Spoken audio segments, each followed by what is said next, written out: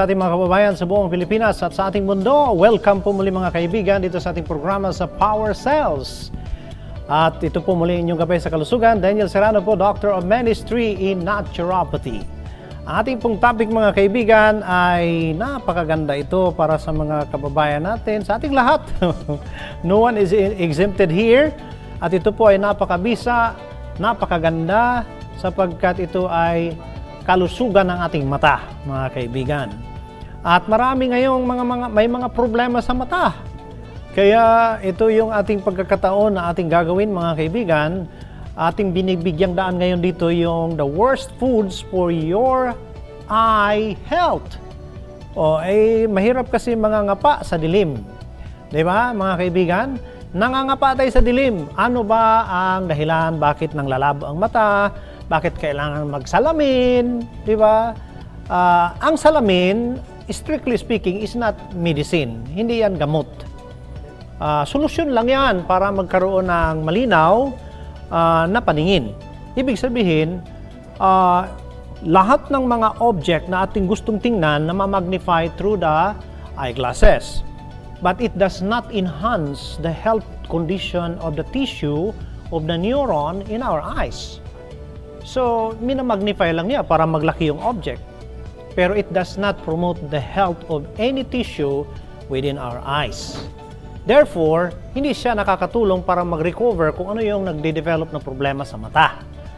Kaya makikita mo yung eyeglasses natin, tumataas ang grado, pataas ng pataas. Wala pa ako halos naririnig na yung grado sa mata, pababa ng pababa hanggang hindi mo na kailangan ang salamin mo. Very rare lang na situation yan, mga kaibigan. Kaya napakaganda na ating pong bigyang daan ito. Kasi gusto nating mapigilan ang mabilis na pag-deteriorate ng ating mata. Di ba, mga kaibigan?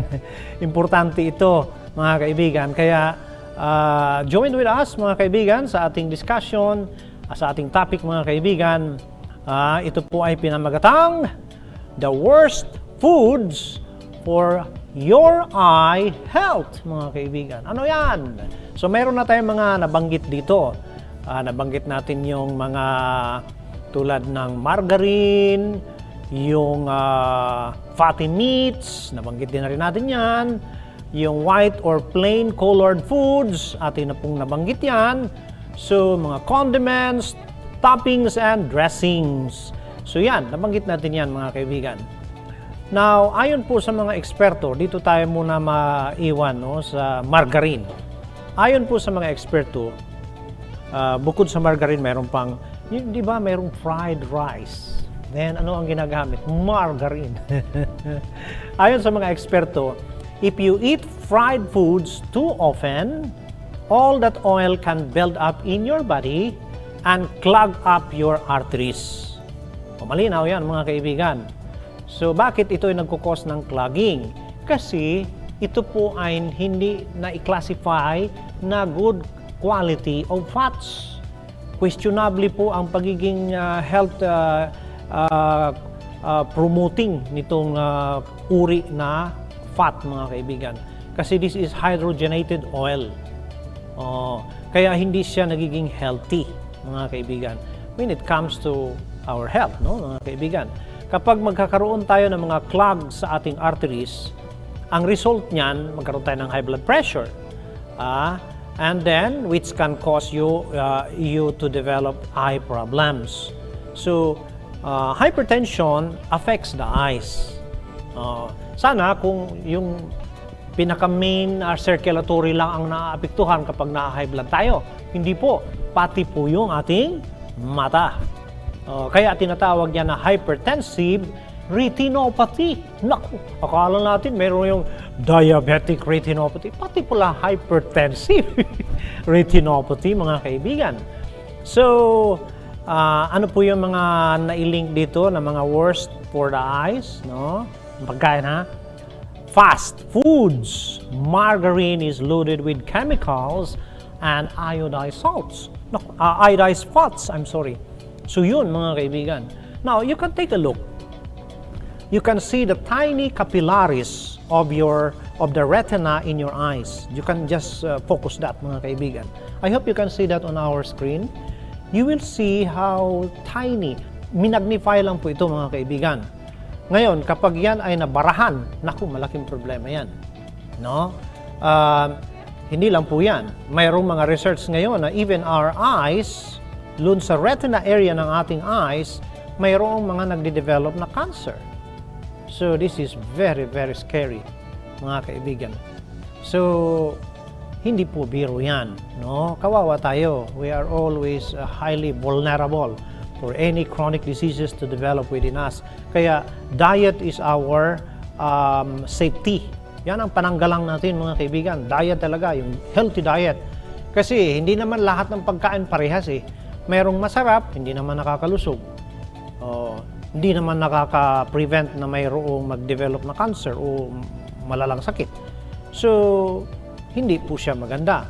No? Regardless na yan ay matamis o masarap, hindi yan ang basihan kung magdudulo siya ng mabuting kalusugan. Mga kaibigan. So, here, ano pa ang mga nabanggit dito? Table, sauces, and dressings. Naku mga kaibigan. Na ayon po sa mga researchers, table, sauces, and dressings are first on the list. They might not immediately spring to mind when you think of unhealthy foods, but they can be packed with high quantities of sugar and fats. Dalawa yan. High sugar of fats, high quantities of sugar and fats. Mga kaibigan. So dalawa yan. No? There's not much point in opting for a fresh, healthy salad if you are going to drench it with sugary toppings. So, hindi siya maganda. Eating too much sugar is bad for your body in general, including your eyes. So, yung mga mahilig sa mga fatty foods, oily, fried, okay lang yan sa simula, pero pagkatagalan na yung mata na natin magka-problema. Now, including fats at saka sugar. Dalawa yan, mga kaibigan. Hindi naman lahat ng fats. Mayroong good fats, mayroong bad fats. Yan, mga kaibigan, no? One study found a link between sugary foods and age-related macular degeneration. Ang tawag yan sa abbreviation ay AMD, age-related macular degeneration. So, nailink itong tinatawag na mga sugary foods, mga kaibigan. Ang ibig sabihin, pag mahilig tayo sa mga matatamis at mga fried o mga bad fats na mga pagkain, mabilis mag-deteriorate ang ating mata. Ang sinisira nito particular ay ang macula ng ating mata. Now, remember, kapag ang ating macula sa ating mata within the retina ay nadadamage po ng dahil sa mga kinakain natin araw-araw, mabilis itong mag-deteriorate. Para bagang yung ilaw na malakas, no, maliwanag siya. Bigla na lang hindi pa naman napundi, pero humina. Ay, naku, wala ka nang magawa eh. Humina na yan eh. So, right. Okay lang yung mga ilaw-ilaw natin dyan. Pag humina, papalitan man natin ng bago. Ay, yung mata, wala mang pangpalit. So, yan mga kaibigan, ng mga bagay na kailangan natin ibigyan ng malaking consideration. Now, ayon sa mga research mga kaibigan, which results in blind spots in your central vision. So, magkakaroon ng, hindi naman totally dark, no, but really, it will dim our vision, which is really bad. Kaya doon na, nagkakaroon ng hindi magandang reaction. Kasi siyempre, pag magklaro yan nung una, ayan, malabo na, yun na yung problema. Diba, mga kaibigan? So, ayon po dito sa mga researchers, this study found that participants whose diet contain a lot of high glycemic index foods were most likely to have advanced AMD or age-related macular degeneration in at least one eye. Isang mata lang muna. Ang masama niya kung dalawa ba? Itong isang mata ko, malabo na kaya. Tingnan mo. Yung isa, medyo okay pa. Medyo good pa yan. Pero kung dalawa na yung naglabo, naku, mga kaibigan. So, remember, it is related to high sugar intake and bad fats intake. Yan mga kaibigan.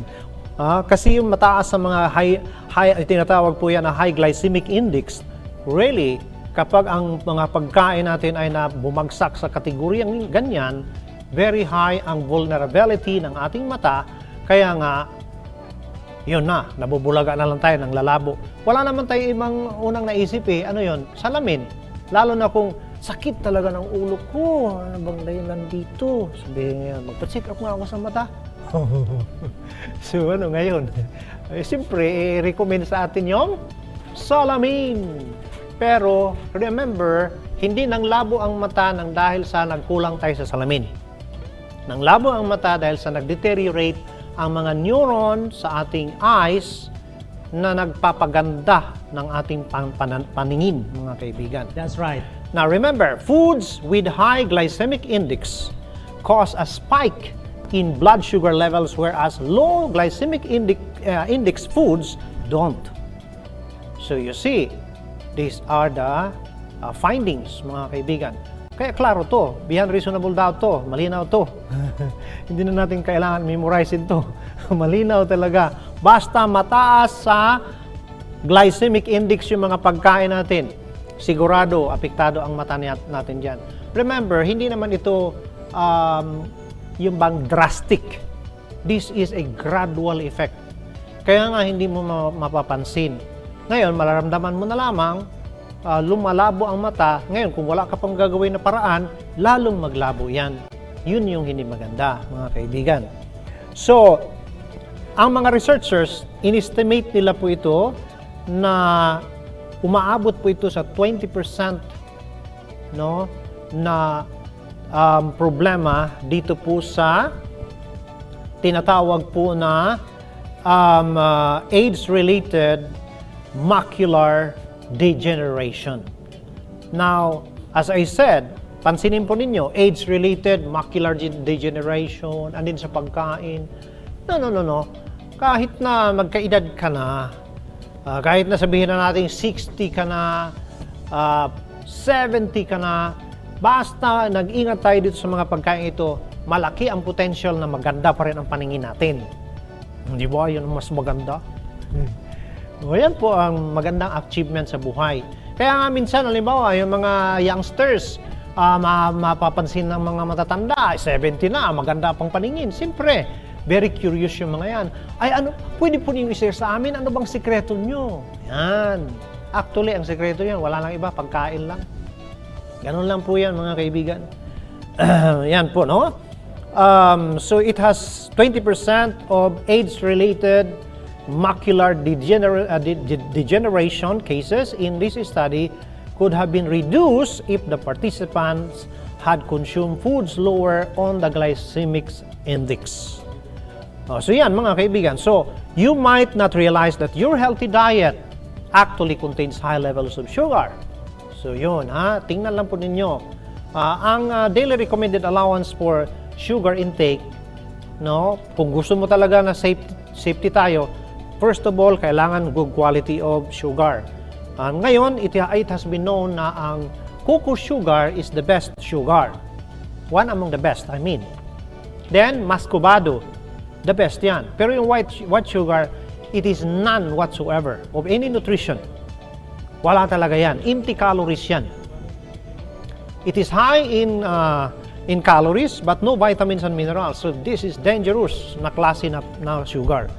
Plus yung mga synthetic sugar, mga halimbawa coal tar derivative na mga sweetener, which is 100 to 200 times sweeter than sugar cane.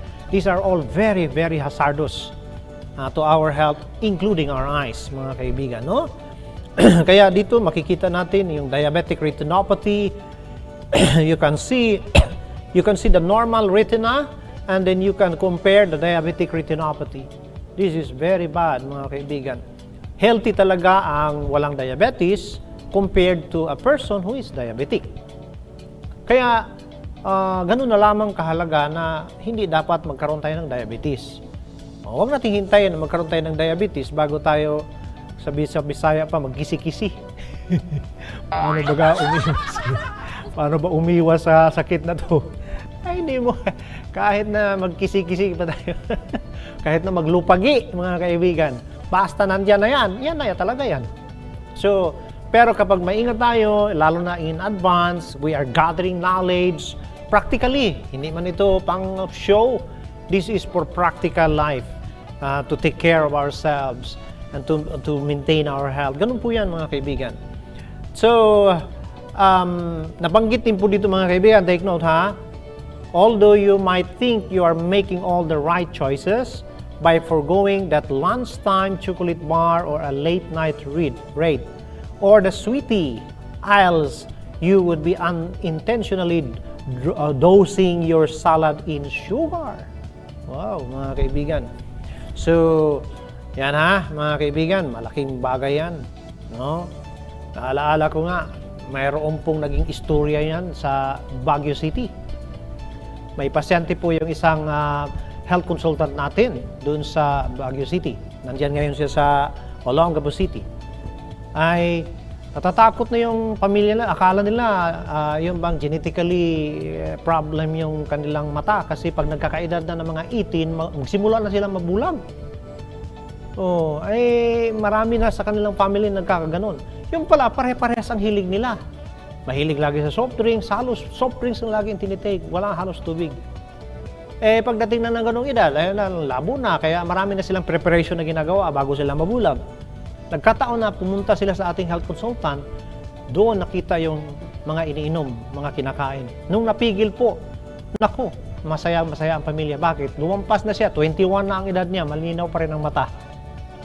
Di ba? So ganyan mga kaibigan, no? It is very much related to the food we eat. So here, diabetic retinopathy, makikita natin ang daming mga nangyayari sa loob ng mga tiny capillaries ng ating dugos na nagsusupply sa ating mata. Andiyan po yung hemorrhages problem, abnormal growth of blood vessels, di ba? Nandoon yung aneurysm, even in the tiny capillaries of our eyes, nagkakaroon po ng aneurysm doon. That's right. Hard exudates, mga kaibigan. Alam po yan, mga hard exudates, mga fluids yan na lumabas galing sa sa ating sirkulasyon ng dugo. Ako, mga kaibigan. Kaya kawawa na ang mata. Paano maglinaw yan? Yan, mga kaibigan. So, dapat sana tuloy-tuloy ba na malinaw ang mata? Para masaya ang mundo, mga kaibigan.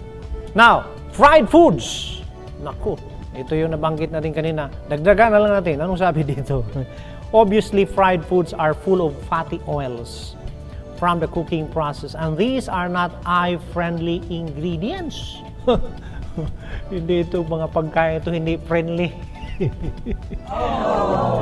Alam po ninyo, pag masarap, friendly. Masarap eh. Pero kung nanglalabo ang mata, hindi friendly sa mata. Kalain. So yan mga kaibigan ha. Again, these foods have been shown to contribute to age-related macular degeneration as well as raise cholesterol, mga kaibigan. Too much bad cholesterol can lead to clogged arteries, increasing risk of heart attack, stroke, and even vision loss. Yun na, mga kaibigan. Kawawa talaga. Sa lahat ng isa sa medyo horror sa atin, yung bang napakaganda ang paningin natin, bigla na lang dumilim, very much horror yan. Marami pong nangyayari na ganun. Halimbawa, umabot yung blood sugar mo sa 500 to 800. Naku, mga kaibigan, pwedeng mag-shut off yung iyong mata. Hindi ka na makakita. Kasi sobra na ang mga inflammation sa mga capillaries, marami ng hemorrhage na nangyari doon sa mga maliliit na daloy ng dugo, kaya bigla na lang mag-shut off ang ating paningin. So it's really a horror, mga kaibigan, no?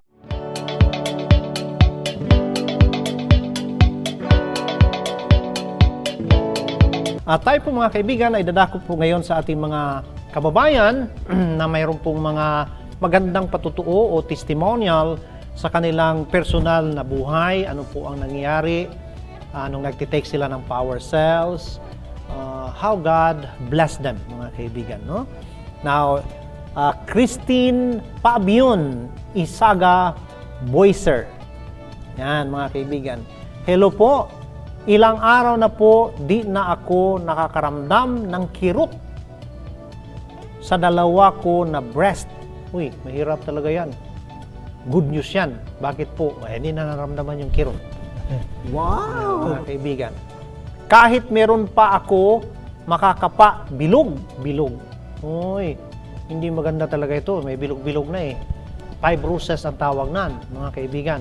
Pag medyo matigas yan na parang bato, naku, mga calcium deposit yan. So, iwasan ang pagtitake ng mga calcium na supplement.